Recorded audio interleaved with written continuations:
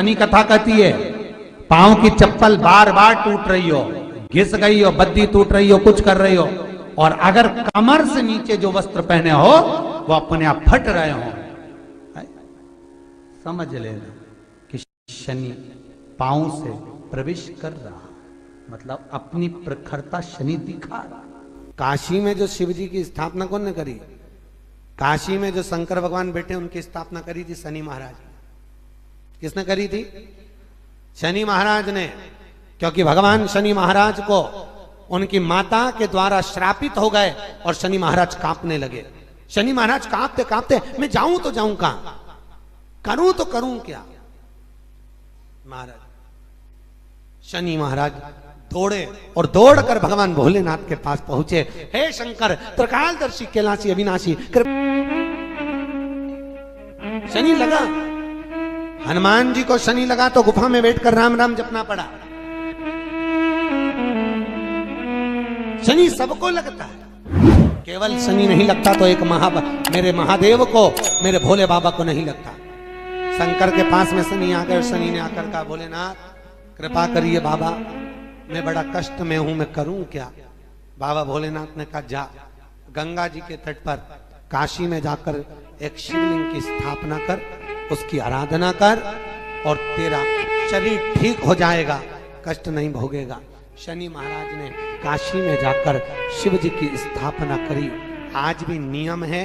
जिसको शनि लग जाता है एक काजल की डिब्बी ले लो और काजल की डिब्बी को 21 बार उतार कर उसको एकांत में जाकर, जंगल आदि में एकांत में किसी पेड़ के नीचे इतना सा खड्डा खोद कर उसमें काजल की डिब्बी को डाल दो और मिट्टी से पूर दो, उस व्यक्ति का शनि समाप्त हो जाता है।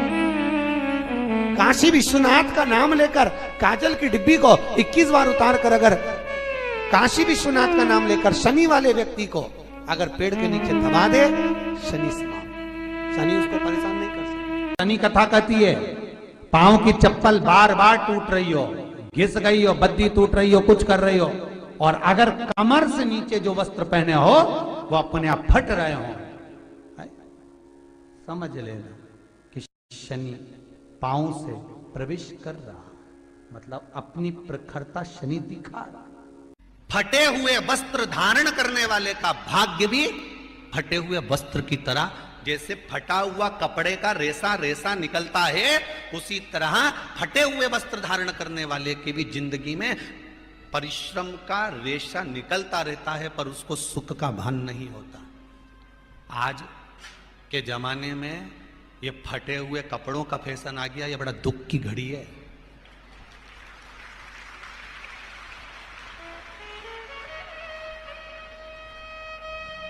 ये बड़ी दुख की घड़ी है महाराज, और लोग उसको फैशन समझ रहे हैं। पहले तो कम फटा होता था, पर आज के जमाने में तो इतना इतना फट गया, ऐसा लगता है कि दिवाली का बम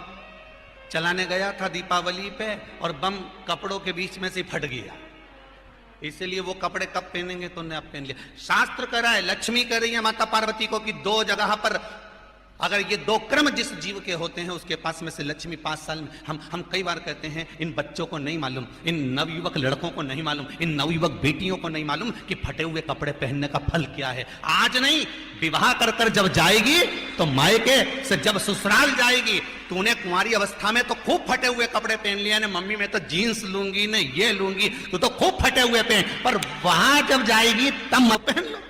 शनिवार शमी के वृक्ष के नीचे रहते हैं, सूर्य अस्त का समय हो, प्रदोष लगाओ, शनि महाराज जीवन का सुख प्रदान करेंगे, आनंद। मान लो कोई व्यक्ति पैसे खाकर चले गया, नहीं दे रहा है, तो शास्त्र कह रहा है भगवान शंकर के मंदिर में शमी का पत्र, शमी का पत्ता, शमी पत्र, शंकर के मंदिर में काली तिल्ली के साथ में शमी पत्र, शनि सुख का है। स्वयं शंकर को प्रिय है प्रदोष का व्रत, इसलिए निवेदन है बन सके व्रत करते हुए भगवान शंकर का अनुमोदन करें, जीवन को सार्थक बनाएं, भगवान शिव का स्मरण करते हुए आनंद करते हुए। शंकर सुख की देनी है, शिव आनंद। आज शनिवार का दिन है, जिस दिन अपन इस दरिद्रता से मिलने के लिए पीपल के पेड़ के नीचे आए हैं। हिंदू धर्म में ये दिन पीपल के वृक्ष के लिए पूजनीय होगा। जो भी शनिवार के दिन पीपल के वृक्ष की पूजन करेगा, दूध चढ़ाएगा या मिष्ठान का भोग लगाएगा, लक्ष्मी और नारायण उसके घर में प्रवेश कर जाएगा। लक्ष्मी और नारायण उसके घर में प्रवेश करेगा। पुराण की कथा कह रही है कि दुनिया के सारे तीर्थ नहीं जा सकते, पृथ्वी की सारी नदियों में स्नान नहीं कर सकते, पवित्र नदियों में आप स्नान नहीं कर सकते, या किसी भी तीर्थ में जाकर एक रात्रि भी विश्राम नहीं कर सकते, या हमने जिंदगी में कोई दान करा ना करा, कोई पुण्य करा ना करा, कोई सत्कर्म करा ना करा, कोई शास्त्र पढ़ा ना पढ़ा, कोई शास्त्र सुना ना सुना, उसके बाद भी शिव महापुराण की कथा कहती है कि एक दिन में अगर मात्र एक बार भी आप शंकर के शिवालय में प्रवेश कर गए या मंदिर में प्रवेश कर गए तो सारे तीर्थ, सारी नदियां, सारे सरोवर, सारी बावड़ी, सारे तालाब, सारे कुंड के स्नान का पुण्य, दान का पुण्य प्राप्त हो जाता है, केवल शिव तत्व को प्राप्त कर लेने। शिव महापुराण की कथा कह रही है कि घर में जो दिया होता है वो दीपक भी कोई साधारण नहीं होता, उस दीपक की भी महत्वता है, उस दीपक का भी वर्णन है। महाराज एक बात और बहुत अच्छे से सुनिएगा,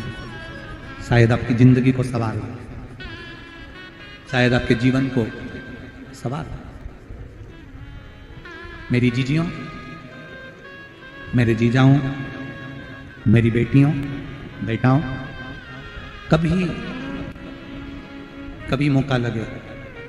शंकर भगवान के शिवलिंग के पास में आप बैठे हैं, यहां तक शास्त्र कहता है कि घर में अगर किसी को बहुत तेज बुखार आ गया है, बहुत तेज बुखार, और बच्चा उस बुखार में तप रहा है, बहुत तप रहा है, महाराज तुम जिस दिए में भगवान की आरती उतारते हो, जिस दिए से तुम भगवान की पूजन करते हो, कभी मौका लगा और आप पूजन करने के लिए गए,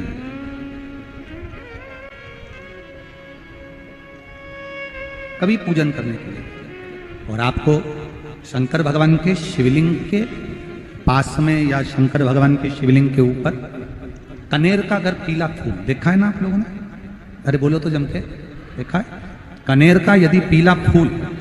शिवलिंग के आसपास में या शंकर भगवान के ऊपर कहीं रखा हुआ भी दिख जाए, विषम परिस्थिति हो, बहुत हिम्मत ना हारते हो, तभी भगवान अकेले में एकांत में आप पहुंचे उनके पूजन के लिए, कनेर का पुष्प वहां रखा है, चाहे वो जलाधारी पर रखा हो, चाहे वो शिवलिंग के पास में रखा हो, शिवलिंग पर रखा हो, उस कनेर के पुष्प को अगर आप 5 जगह का स्पर्श कराकर अपने हृदय की बात कहकर वापिस महादेव को समर्पित कर देते हो तो भी मेरा महादेव तुम्हारे दुख का निवारण कर देगा। अब वो 5 स्थान, वो 5 स्थान, पहला गणेश जी का जो स्थान होता है वह जगह, दूसरा षडानंद कार्तिक, तीसरा अशोक सुंदरी वाला स्थान, चौथा जलाधारी जो ऊपर से बूंद बूंद जल नीचे गिरा रही है, जया, विषहरा, शामली बारी, दौतली, देव, शंकर जी की 5 बेटियों का, और 5वें नंबर का है शंकर भगवान के, जो कैसे वर्णन किया